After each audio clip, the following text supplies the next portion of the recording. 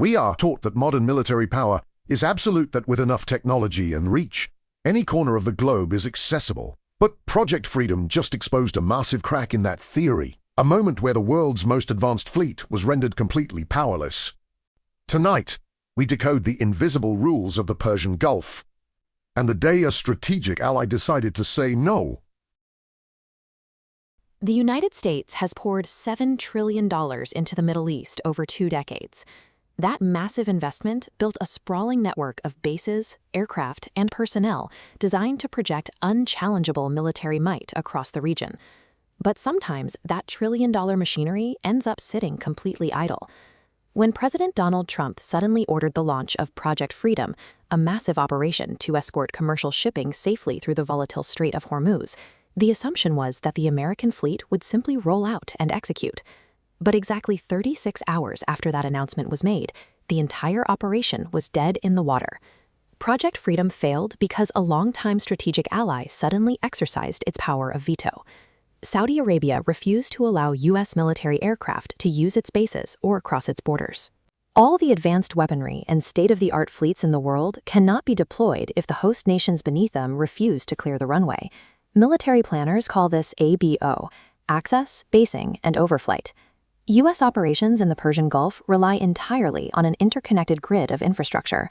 Under international law, specifically the Chicago Convention, sovereign airspace is absolute. State military aircraft cannot simply cross a border without explicit permission. Ignoring these rules is highly dangerous. Flying unpermitted combat missions over a modern, heavily armed partner nation invites immediate diplomatic collapse and places American pilots in the crosshairs of the very air defense systems the U.S. helped install. Because of these geographical and legal constraints, America's sprawling defense machine remains physically captive to the consent of local host nations. For decades, the anchor of that regional consent has been Saudi Arabia. And the operational center of that partnership is Prince Sultan Air Base. This specific facility serves as the critical hub for the massive aerial refueling tankers and long-range surveillance aircraft that provide a defensive umbrella over the Persian Gulf. Those aircraft feed into a massive interlocking system known as the Integrated Air and Missile Defense Network. It's designed to detect and shoot down fast-moving ballistic missiles and drone swarms. Saudi participation provides massive sensor coverage. By plugging into their systems, the U.S. effectively doubles the radar range for its central command. Losing this specific piece of real estate disables the early warning systems and communication hubs that hold the regional defense grid together.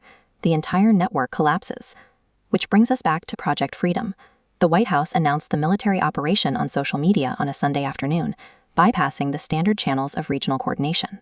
Caught completely off guard, leadership in Riyadh drew a hard line. Saudi Arabia informed Washington that U.S. military aircraft would not be permitted to use Prince Sultan Air Base and officially closed its airspace to the mission. A tense phone call between the U.S. president and the Saudi crown prince followed, but it failed to break the deadlock. Without access to refueling hubs or the legal right to fly through Saudi skies, the logistical backbone of the mission snapped. The White House was forced to officially pause the operation. This diplomatic rupture exposed a major shift in Gulf politics. Regional partners are no longer willing to serve as automatic, unquestioning launch pads for uncoordinated U.S. conflicts. Operating without Saudi access creates severe tactical consequences. First, U.S. forces lose their early warning capabilities. They are essentially left flying blind against incoming threats. Second, the military loses what planners call strategic depth. Without the vast geographic space of the Arabian Peninsula, there is simply not enough physical room to safely track and intercept ballistic missiles before they reach their targets. Finally, any aircraft moving into the theater have to be rerouted into drastically longer, circuitous flight paths, stretching their fuel limits and exposing them to greater risks over open water. A permanent denial of Saudi airspace strips away the U.S. military shield, leaving its forward-deployed forces highly exposed. Saudi Arabia's refusal to cooperate highlights a new strategic calculus for the kingdom. They are openly prioritizing their own national stability and economic defense over Washington's immediate military goals. Massive internal development plans, like the Vision 2030 project, require intense foreign investment and regional calm. Riyadh treats these projects as non-negotiable priorities that cannot be risked by getting dragged into another unpredictable war.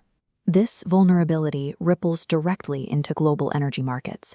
When the U.S. military cannot unilaterally protect these vital shipping lanes, a persistent risk premium is added to the price of crude oil worldwide. Adversaries and allies alike can now clearly see the constraints. Washington's freedom of action in the Middle East has severe geographical limits.